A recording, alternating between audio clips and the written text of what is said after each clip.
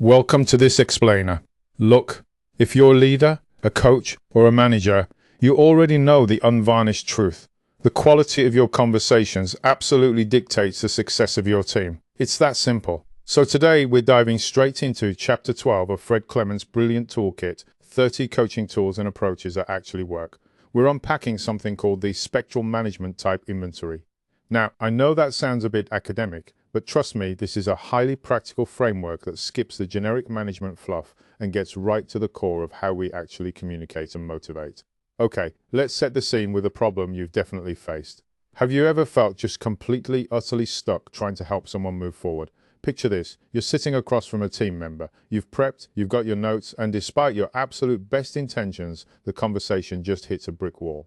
You offer great guidance, lay out the path, but the person either lacks the confidence to take that next step, or they just won't take ownership. You walk out of the room scratching your head, wondering what on earth went wrong. And that roadblock, that's what creates those everyday workplace frictions we all dread. We're talking about perpetually unclear conversations, zero momentum, totally weak feedback loops, and at the end of the day, low trust. You look at a genuinely talented colleague who's just caught in this loop of stuck thinking, and you feel paralyzed trying to figure out how to help them. Why does this happen? Well, usually it's because we're busy trying to manage their capabilities, but we are totally missing what actually drives them. We're speaking the language of skills when we desperately need to be speaking the language of motivation. So what's the fix? That brings us to the spectral management type inventory, or as people who actually use it affectionately call it, the colors. This isn't just another boring corporate chart you look at once and forget. It's a shared, highly memorable language. It's literally a visual map of what gets people out of bed in the morning. It completely shifts our focus away from just measuring what someone can do and zeroing in on the deep-seated drivers that propel them to actually want to do it. Now, I want to be super clear about one crucial thing right off the bat.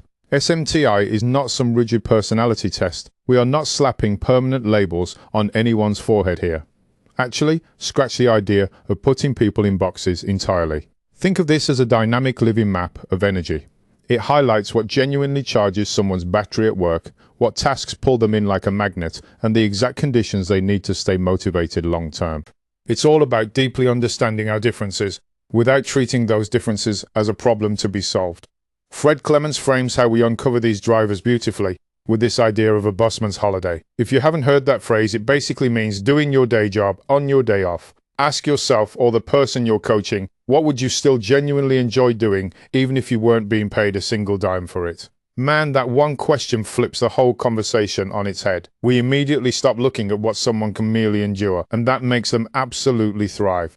Let's look at why this reframe is an absolute game changer. Think about that one person who has to check every single minor detail of a project. A frustrated colleague might roll their eyes and think, ugh, they are just being so slow and obstructive. But when you apply the SMTI lens, the whole dynamic shifts. Instead of getting annoyed, you realize, they're blue.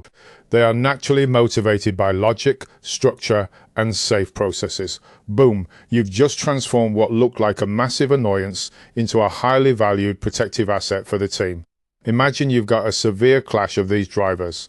You have a red team member, they thrive on relentless pace, action, getting things done yesterday, and right next to them is that blue colleague we just talked about, who loves structure and logic. Without SMTI, red thinks blue is a bureaucratic nightmare, and blue thinks red is a reckless bull in a china shop, but the colors give them a neutral ground. Suddenly they realize that to drive fast and not crash, an organization desperately needs both a powerful accelerator and reliable brakes. And the rest of the spectrum is just as vital. You've got orange, they're the warm glue holding relationships together, turning a group into a family. Yellow is your endlessly adaptable problem solver. Green. They're the resident entrepreneur spotting the next big wave. You absolutely need indigo for that out-of-the-box alternative thinking. Violet for massive, passionate vision. And grey for deep, unwavering loyalty to the organization. Seeing all this laid out proves that motivational diversity isn't just HR jargon. It is literally the lifeblood of a healthy team. Okay, so how do we actually use this in the wild? If you're leading a team workshop, you can walk right through these steps. First, introduce the concept so everyone shares the same vocabulary. Next, just ask your people point blank what tasks give them energy. Make it a point to openly appreciate the specific strengths each color brings to your goals. And finally, this is key. Watch out for shadow behaviors. That's how these positive traits warp when someone is under intense stress. But remember, observe this with profound empathy, not judgment. Let's get really practical for a second. Imagine you're coaching a high performer who is just completely burned out. Instead of interrogating them about missed KPIs, you pause, you ask, what kind of work actually gives you energy? Or what specific activities drain your battery by lunchtime?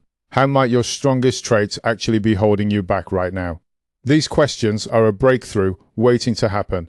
They might realize they're a highly creative violet who is currently suffocating in a highly structured blue role. But wait, huge red flag here. We have to talk about how absolutely not to use this tool, because any good framework can be dangerously misused. Colors should never ever be weaponized as lazy labels. You cannot cross your arms, steamroll a colleague, and say, well, I'm red, deal with it. SMTI does not excuse toxic behavior. It doesn't create a hierarchy where one color is the best, and it is absolutely not a substitute for proper accountable performance management or hiring decisions. Keep that in mind. So looping back to our first question, how do you fundamentally help someone who is completely stuck? You do it by using tools like SMTI to replace tired assumptions with true actionable empathy. You stop treating people's personalities like puzzles to be solved, and you start understanding their engine. It takes all that everyday friction that bogs teams down and magically transforms it into a shared, unstoppable momentum. As we wrap up this explainer, I want you to take a hard look at your own professional ecosystem. Look at the people you interact with every single day. What colors do you realistically need more of to build a truly balanced team? Are you entirely heavy on the accelerators and completely missing the brakes? Do you have a room full of brilliant visionaries, but zero glue to hold them together? Take those questions directly into your next leadership meeting. There is so much more to unpack with these tools. For more information, head over to clementsconsultancy.com to buy a discounted PDF copy of the book, or head over to Amazon for the ebook or printed version. Thanks so much for joining me for this analysis, and I'll catch you on the next one.